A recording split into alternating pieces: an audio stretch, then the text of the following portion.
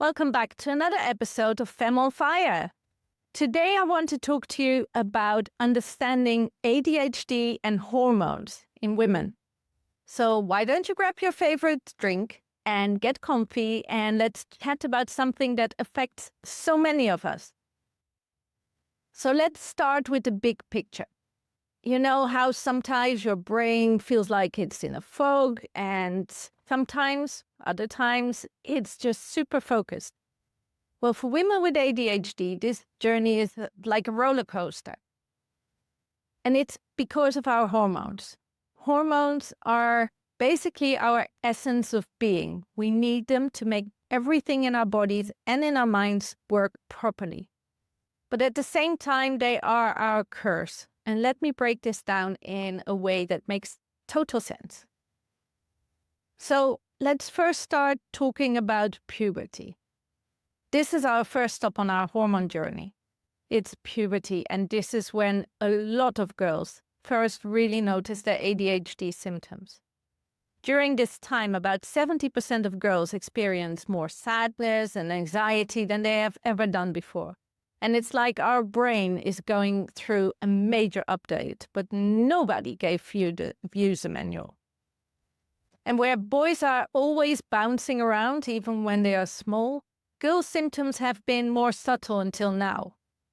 Now girls start showing signs in school which are often misinterpreted as daydreaming or lack of motivation or just being lazy.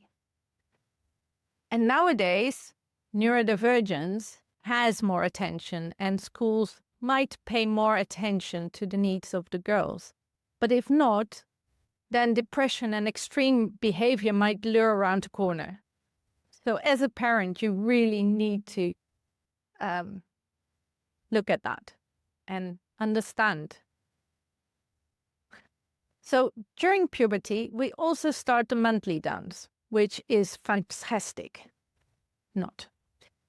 And here's something super interesting. Every month, our hormones do this beautiful but complicated dance. In the first 2 weeks of our cycle, many women actually feel pretty great. And that's because estrogen, which is our friend here, is really rising. But then in weeks 3 and 4, things become a little bit tricky. Some women find that their ADHD medication might not work as well, and they might feel more scattered and emotional. So do be very careful when you think that your medication doesn't work or should be upped, and check where you are in your cycle before you change anything. And then we have the next hormonal hurricane. It's the pregnancy adventure. Wow, what a ride this is. I've done it 4 times, so I know. Now, let me share something really important about pregnancy risk when you have ADHD. And I want you to know what to look out for, because knowledge is power. So during pregnancy, many women with ADHD notice that their symptoms are becoming more challenging. About 36% of women say that ADHD makes it worse, and 20% actually feel much better. So 44% doesn't notice anything at all, which is great.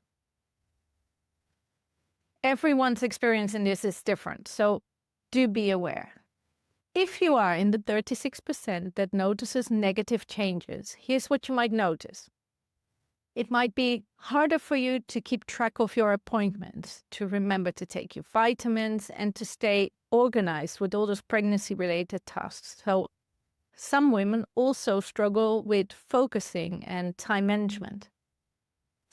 But what's really important is that research has shown that during pregnancy, women with ADHD might face some additional challenges.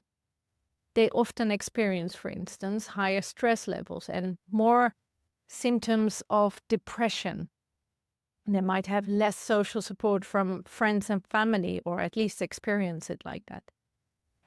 And it might be more difficult maintaining healthy eating habits and keeping up with prenatal care appointments. Medical research has also shown that women with ADHD have slightly higher chances of having some medical problems. I don't want you to worry too much about this. The good news is that understanding these risks helps doctors provide better care. So when your healthcare team knows about your ADHD, they can give you the extra support and monitoring during your pregnancy. And they can help you develop strategies to stay on track with your prenatal care and make sure that both you and the baby stay healthy. And remember, every pregnancy is unique, and many women with ADHD have perfectly healthy pregnancies and babies. The key is being aware and getting the right support and taking good care of yourself. So the next hurdle we have as women, of course, is the menopause. And here is where things get really interesting. Because during menopause, 94% of women say that their ADHD symptoms are getting stronger, which explains also why more adult women get diagnosed later in life. I mean, 94%, that's huge.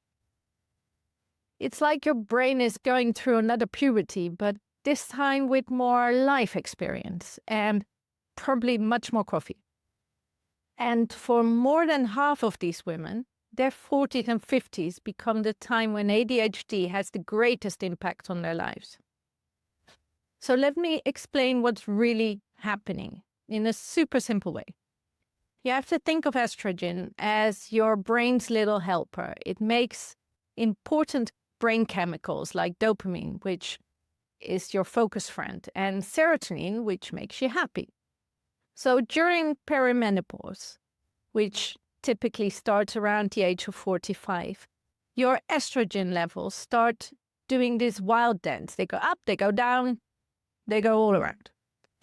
And then in menopause, those levels drop significantly, which can make your ADHD symptoms feel like they're on overdrive. Many women tell me that they feel like they are losing their mind during this time. They are experiencing brain fog, memory issues, and feel completely overwhelmed. And some, like me, even worry that they're developing early dementia. But let me reassure you, this is a normal part of the hormone ADHD connection. You're not getting dementia at this stage.